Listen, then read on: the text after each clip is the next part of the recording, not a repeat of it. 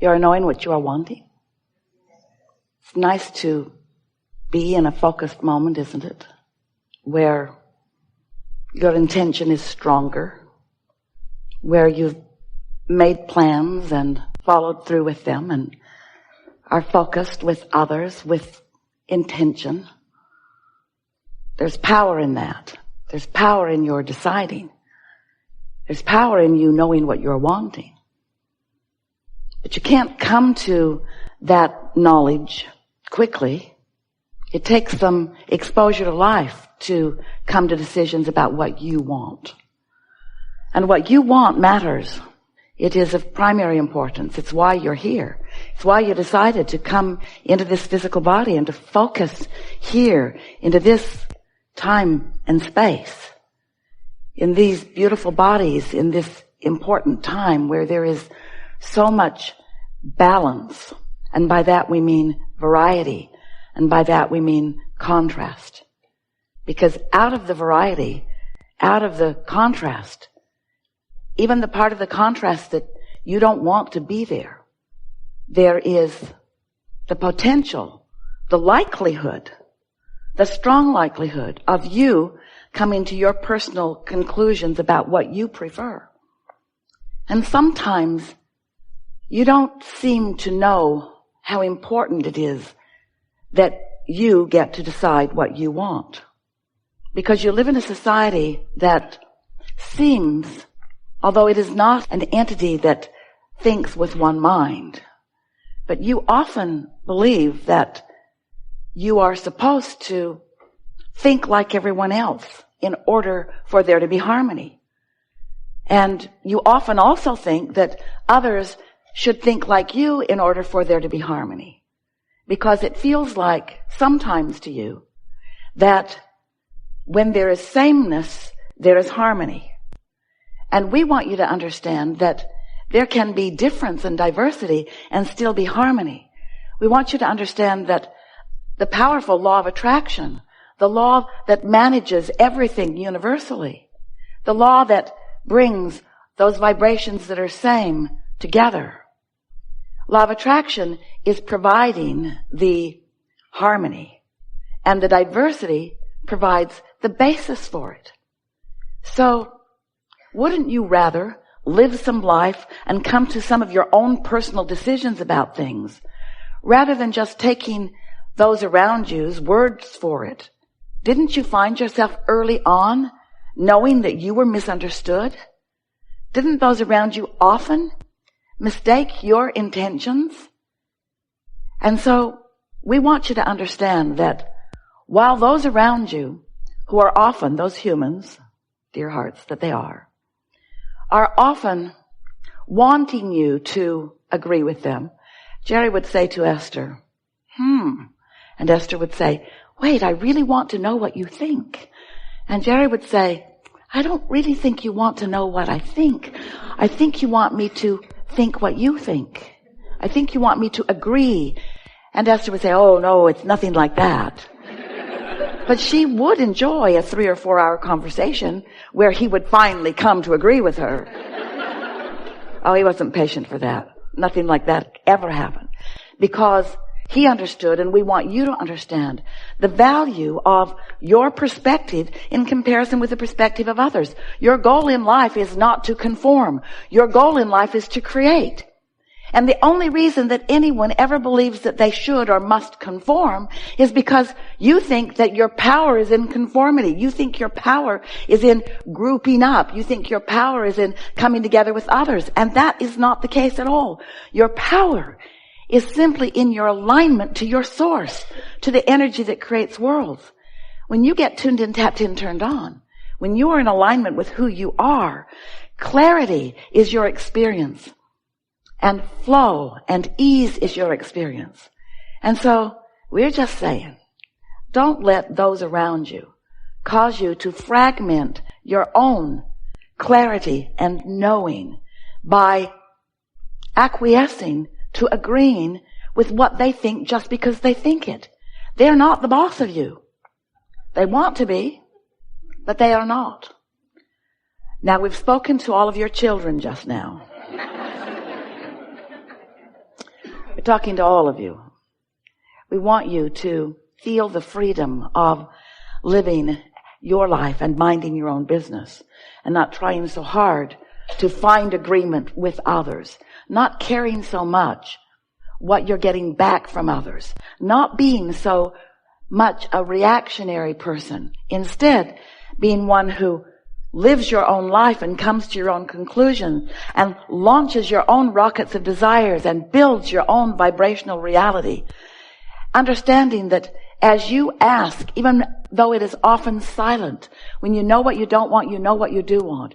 You've been putting forth these rockets of desire, these clear rockets of desire, since your first breath here in this physical experience. And much was already in your vortex of intentionality before you even entered this physical body as consciousness. And so you are a powerful creator, and you have resources that are lined up for you. And as you've carved out the details of what you like and what you prefer and who you are, your inner being has found harmony with those ideas, understanding your worthiness and your goodness. And we are wanting you to understand your worthiness and your goodness. And most of all, maybe, your power. We want you to feel the empowerment of alignment and release the disharmony of fractured energy. When you say, I would like more money, we would like that to be a clear statement of expectation, anticipation. We think it would be so wonderful if you didn't water that down by saying, I want more money, but I don't have enough. That's a fractured statement. That's a fractured point of view. That's weakening your desire. Your desire was clear every time you launched the rocket. And Source heard you and believed you and agrees with you and is lining up circumstances and events to accommodate you. But when you notice what is and what isn't enough money, your attention to not enough money causes you to offer a vibration that contradicts the desire of wanting more money. And you can't have it both ways. You can't be offering a vibration of a desire for more money flowing to you at the same time that you're offering a statement that it isn't flowing. Because the universe is not responding to your words. The universe is responding to your vibration. And your vibration is understood by you by the way you feel.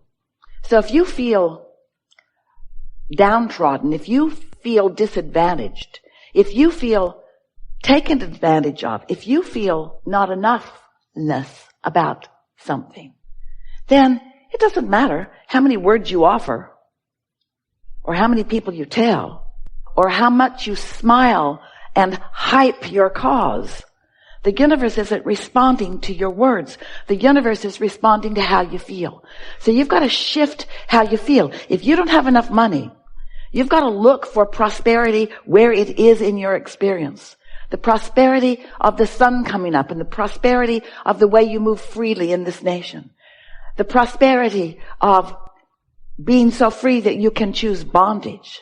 The prosperity of having that comfortable bed that you sleep in and that warm blanket that you pull up over you. You have to look for evidence of the prosperity that you wish to increase. You cannot look at the absence of something and increase what you want. Instead, you increase the absence of it. Doesn't that make perfect sense? The law of attraction is the law of inclusion. There's no exclusion in law of attraction. So when you look at something and you say, no, I do not want that, what you're actually saying to the universe vibrationally is, bring to me more of this that I do not want. So yes, yes, yes, yes, I want that. That's a really wonderful word. Yes, because yes is saying, come to me this thing I want. But when you say no, that's like saying, come to me this thing I don't want.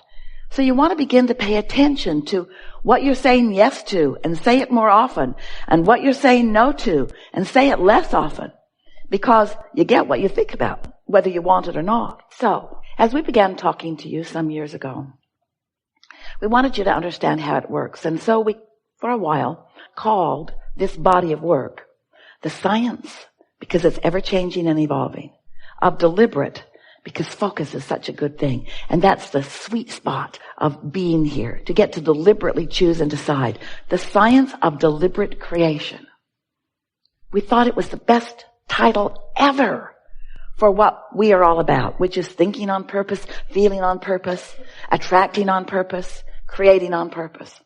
But you, dear hearts that you are, got all serious about it.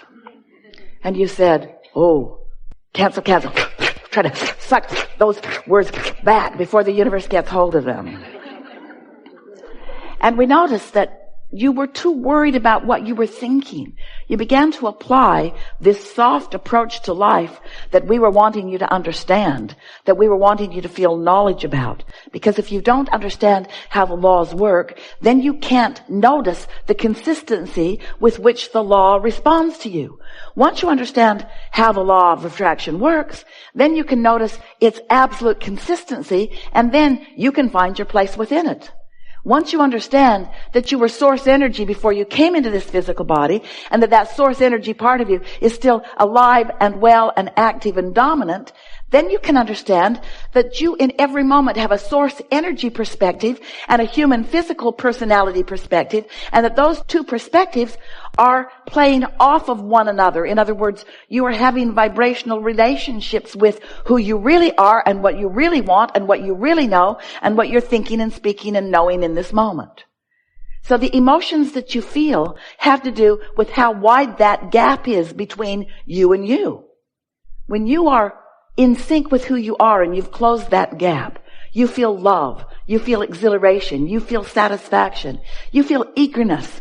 But when the gap is wide, when what you're thinking is very different from what the source within you is thinking about this moment in time, because that's always where your inner being is focused, right here with you about what you're focused upon, right here, right now about what you're focused upon, right here, right now about what you're focused upon, right here, right now about what you're focused upon. So your inner being is focused. Did we tell you right here, right now about what you're focused upon? Do you understand that your inner being is focused right here, right now about what you're focused upon? And your opinion about what you're focused upon matters in relationship to how you feel. If you're mad at yourself, since your inner being never is, that's what that feeling of guilt feels like, or self-blame. If you're hating someone, and they darn well deserve it too, don't they? That's what Esther says, Abraham, you just need more information. You need more information. If you're hating someone, that feeling of hate within you is the emotion that you feel when what you're thinking about right here, right now, and how your inner being is viewing it right here, right now, are vibrationally different. So once you realize how long you have lived, how many lives you have lived, how much you've come to, how expanded and evolved you are, and how important this life has been in adding to who your inner being is, the total expansion of who you are, then you come to understand quite easily with a little bit of practice that caring about how you feel means caring about this gap. Caring about how you feel and doing something about it gradually. You can't do it all at once any more than you could just jump over a house. You have to gradually move it. A few years ago, Esther and her wonderful team and many of you went on a cruise to the Panama Canal. And it was so interesting because the water level as they approached the canal was 84 feet difference from the body of water that they were going to be in on the other side of it. 84 feet. Now that ship is not just going to jump 84 feet. It would be hard on the ship and everybody in it. So instead, it just moved into a channel, and then the water gradually rose. And when the water was level with the next lock, they opened the gates and the ship just sailed in.